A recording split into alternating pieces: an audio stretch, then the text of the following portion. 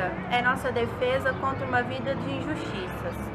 Ela nos faz reconhecer Cristo e buscar imitá-lo, mesmo em meio a tantas tribulações, medos e incertezas, que caminhamos sobre a unção do Espírito Santo, sendo sinal e testemunhas da vida nova adquirida no amor de Cristo. Que nos comprometamos com a campanha da fraternidade deste ano.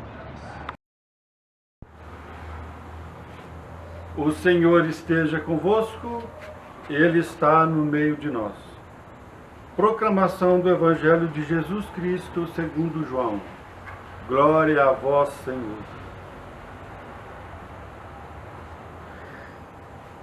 Naquele tempo, Jesus andava percorrendo a Galileia. Evitava andar pela Judéia, porque os judeus procuravam matá-lo. Entretanto, aproximava-se a festa judaica das tendas. Quando seus irmãos já tinham subido, então também ele subiu para a festa, não publicamente, mas sim como que às escondidas. Alguns habitantes de Jerusalém disseram então: não é este a quem procuram matar?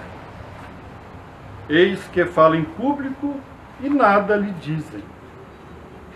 Será que, na verdade, as autoridades reconheceram que ele é o Messias? Mas este nós sabemos de onde é. O Cristo, quando vier, ninguém saberá de onde ele é. Em alta voz, Jesus ensinava no templo, dizendo: vós me conheceis e sabeis de onde eu sou. Eu não vim por mim mesmo, mas o que me enviou é fidedigno. A esse não o conheceis, mas eu o conheço, porque venho da parte dele, e ele foi quem me enviou. Então, queriam prendê-lo, mas ninguém pôs a mão nele, porque ainda não tinha chegado a sua hora. Palavra da salvação. Glória a vós, Senhor. Meus irmãos e minhas irmãs em Cristo, hoje, sexta-feira, dia 27 de março de 2020.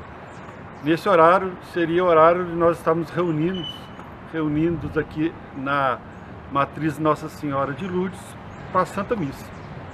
Entretanto, em tempo de pandemia, mais do que uma epidemia, uma pandemia do coronavírus, do novo coronavírus, estamos aqui fazendo essa reflexão do Evangelho. A princípio, um tempo difícil, porque nós não podemos nos reunir. Mas se nós pensarmos que nós não estamos reunidos, mas estamos unidos em Cristo, em nossa casa. Então esse que é o mais importante. Então essa nossa união, a união da cristandade neste momento de pandemia, é muito mais importante do que nós estarmos reunidos, todos juntos, e correndo risco, de colocar em risco a nossa saúde. Então, nós vamos usar aqui o recurso da internet, graças a Deus que nós temos, e vamos então fazer a reflexão do Evangelho de hoje. Então, vamos lembrar que nós estamos no tempo da Quaresma. Eu quero destacar, o que eu sempre gosto de dizer, a riqueza da liturgia da igreja. Cada tempo que a igreja tem, que nos convida à reflexão de um tema. E estando na Quaresma, que reflexão que a igreja nos chama. Para quê? Que tempo é esse da Quaresma? Então é um tempo que nós estamos nos preparando para uma grande festa. E que festa é essa? É a ressurreição de Cristo, a Páscoa. Então um tempo de nós refletirmos sobre a nossa vida, refletirmos o que nós fazemos, o que nós precisamos melhorar, porque nós somos assim na nossa vida. Quando nós temos uma grande data, um grande evento, nós nos preparamos para esse evento. Então nada mais conveniente, mais oportuno que nos preparemos então para esse grande dia que é a Páscoa, a ressurreição do Senhor. E como nós nos preparamos? Nos avaliando a nossa vida, refletindo e vendo o que nós precisamos melhorar. É tempo de jejum, oração, esmola ou caridade. Aí nós vamos preparando para essa grande data. E aí, o que o Evangelho de hoje nos diz? Jesus ele sobe a Jerusalém para a festa das tendas. Mas subindo para Jerusalém, ele, na verdade, está ali indo para a sua paixão, morte e ressurreição. E essa grande missão que ele tinha de anunciar o Pai, ele já tinha anunciado, já percebia que ele ia ser perseguido. Já iniciava a perseguição dele, e ele então caminha sabendo que os dias difíceis para ele ia chegar. E assim está na Quaresma, né? Nós estamos na quarta semana da Quaresma, já quase no final. Domingo agora já é a quinta semana da Quaresma. No outro domingo já é domingo de Ramos. Então a Quaresma já vai bem adiantada. E Jesus então sobe a Jerusalém, e ele está cumprindo a missão dele de anunciar o reino de Deus, falando de Deus Pai. E aí então ele questiona aquele povo da época: vocês me conhecem, mas será que conhecem mesmo? Vocês conhecem o Pai? Ele questionava isso por quê? Porque na verdade aquele povo não o conhecia, né? Porque o conhecimento que o povo estava pensando ali é de onde ele era, onde ele morava, de que família ele era. Mas o que Jesus, mesmo assim, Jesus questionou: vocês podem até saber de onde eu vim, mas vocês não sabem quem me enviou, que é Deus Pai. Mas na verdade aquele povo não conhecia Jesus e muito menos o Pai, porque Jesus disse, né, quem me vê, vê o Pai. E eles viam Jesus, mas estavam raciocinando, estavam pensando na origem dele, da família dele, que ele era de Nazaré, de José, de Maria. Mas o que Jesus queria e quer que nós saibamos hoje é que ele veio para anunciar o reino de Deus, para anunciar o Pai. Ele é um enviado, é um Messias. E isso que aquele povo da época não tinha compreendido.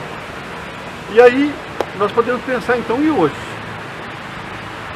Será que nós conhecemos Jesus? Ou estamos como aquele povo em que, porque viam Jesus, achavam que eu conhecia, né? Mas nós sabemos que quando Jesus, em outra passagem, disse, né, nem todos aqueles que dizem Senhor, Senhor, vai entrar no reino dos céus, mas sim aquele que ouve as minhas palavras e as coloca em prática.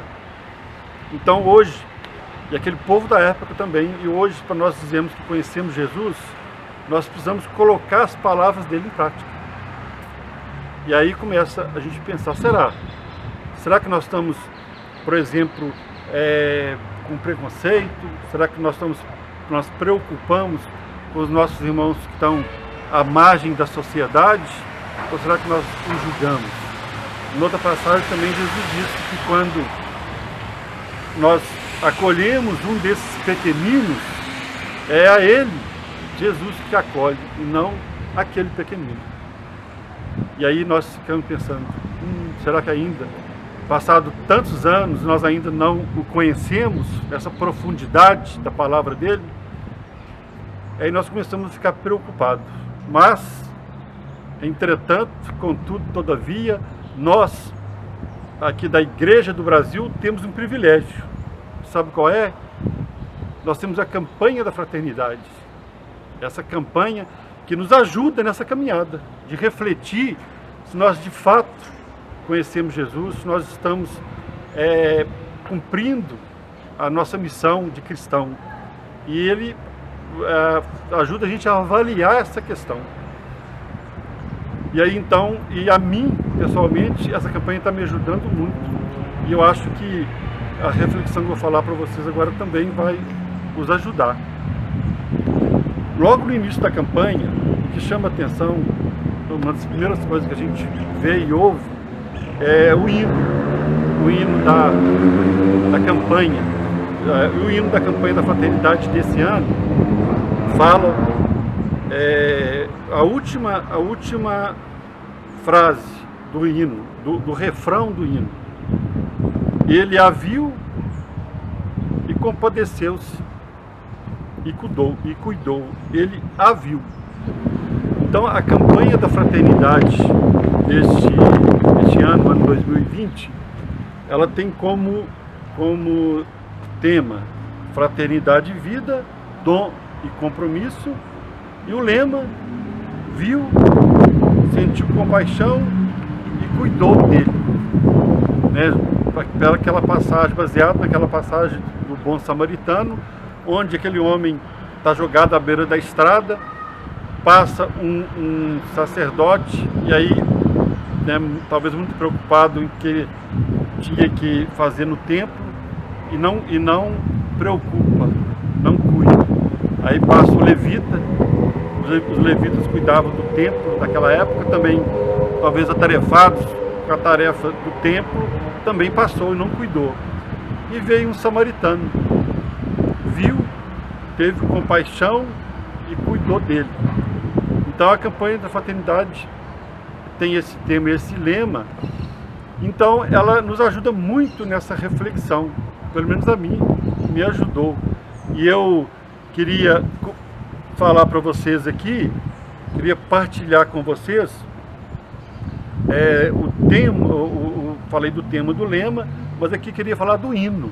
O que me tocou nessa campanha, logo no início, o hino, e mais precisamente a última frase do hino, logo no início, né? Eu, como diácono, fiquei ali na frente da igreja, e aí está cantando e está refletindo no telão, e eu tive que mudar de posição e li a última frase, e ali já começou a me ajudar nessa caminhada minha da quaresma, eu refletir sobre as minhas atitudes, né? E serve para nós também.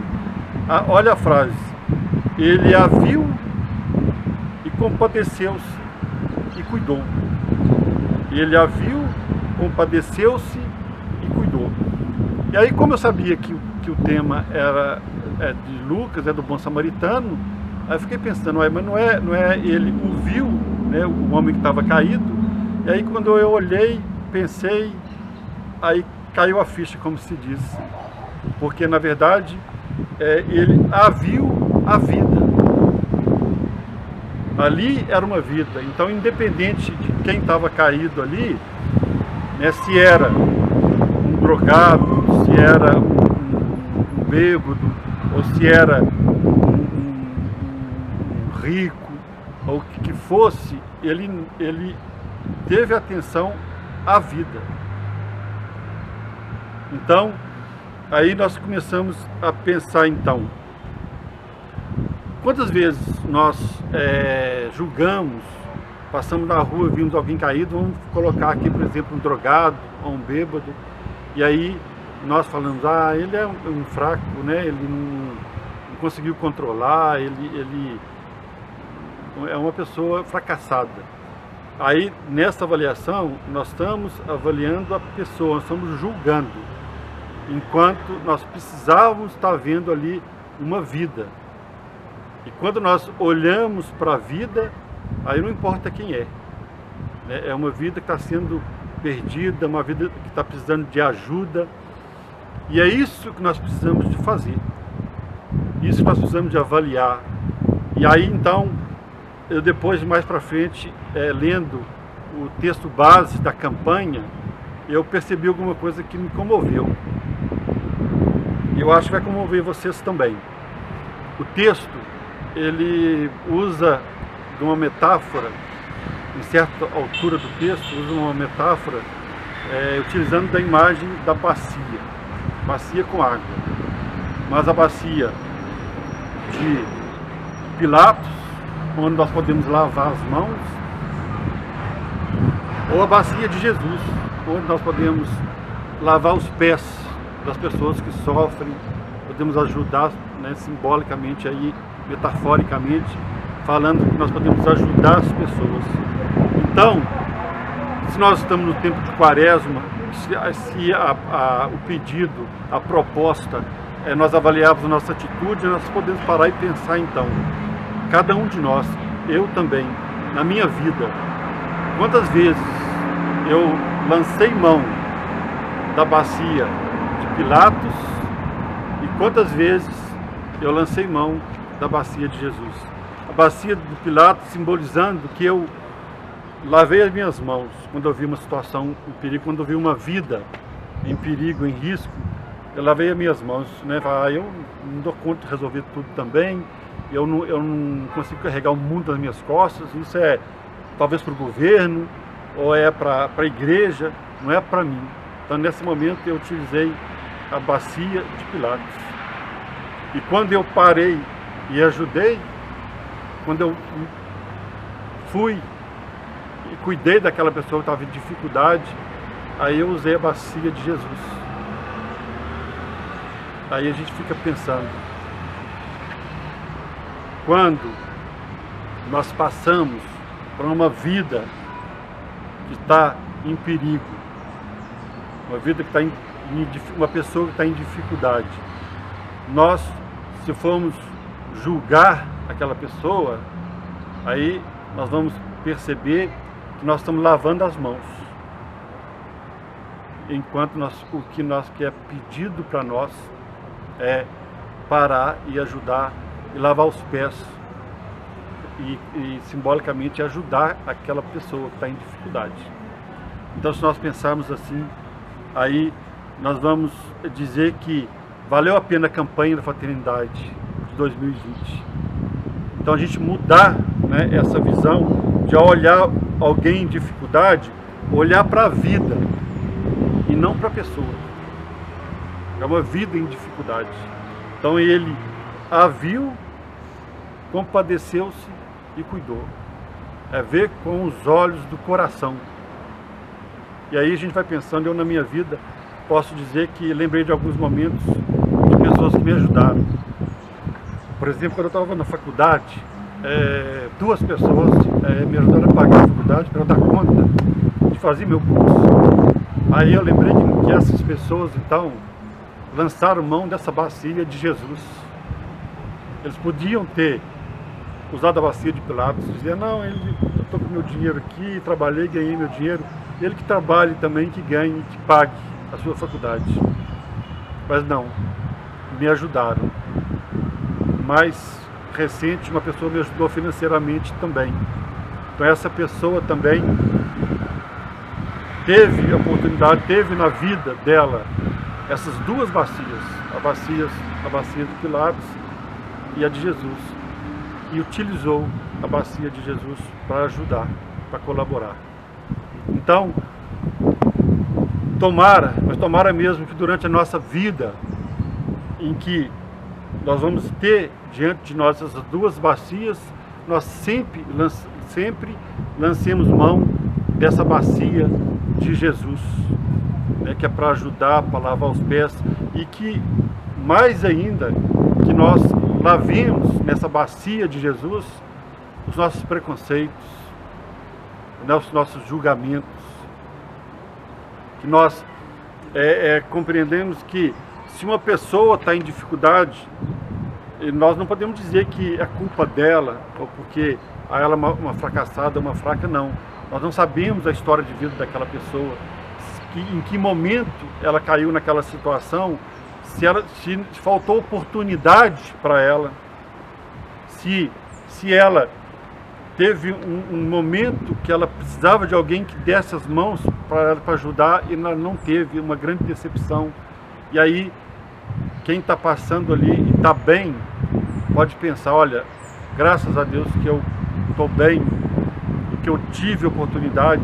Quem sabe falta para essa pessoa uma oportunidade. Quem sabe falta o acolhimento, o carinho, o cuidado para essa pessoa poder se levantar. E aí é esse que é o nosso desafio, então. Se nós sairmos aqui dessa tempo de quaresma que já está no final e tivermos essa mentalidade, esse pensamento, aí nós podemos dizer: valeu essa quaresma de 2020, valeu essa campanha da fraternidade que me tocou e que me fez mudar. Então, tomara que daqui para frente, nós sempre, quando depararmos com uma situação de alguém precisado, lembremos disso, dessa metáfora, e aí a gente utilize sempre dessa possibilidade de ajudar o outro, de colaborar, de estar junto, de cuidar. Louvado seja nosso Senhor Jesus Cristo, para sempre seja louvado. Chegando então no final dessa reflexão, vamos fazer uma oração, né? Pedir agora, levar as nossas preces a Deus. Vamos, como devemos fazer, lembrar dessa grandeza de Deus, que tudo pode, que tudo faz, que nos ama, que quer que cada vez sejamos melhor e que Ele é o grande Criador. Então, louvado seja Deus por tudo que Ele criou, louvado seja Deus pela nossa vida, nossa família, e sabendo dessa grandeza de Deus, se Ele tudo pode, então nós vamos pedir para que Ele, nesse tempo de pandemia, que nos ajude a passar por essas dificuldades todas, que conforte o coração de quem está mais com dificuldade de ficar em casa, que Ele nos ajude nessa caminhada, que olhe pelos nossos idosos, né, que são os idosos, os doentes, as pessoas que estão com alguma dificuldade de saúde, porque são essas pessoas que estão mais expostas. Então que Deus nos ajude a ajudar essas pessoas, que nos proteja, e nós pedimos para todos os idosos do mundo inteiro, porque todo mundo, né, todo o planeta está sofrendo dessa dificuldade, todos os países.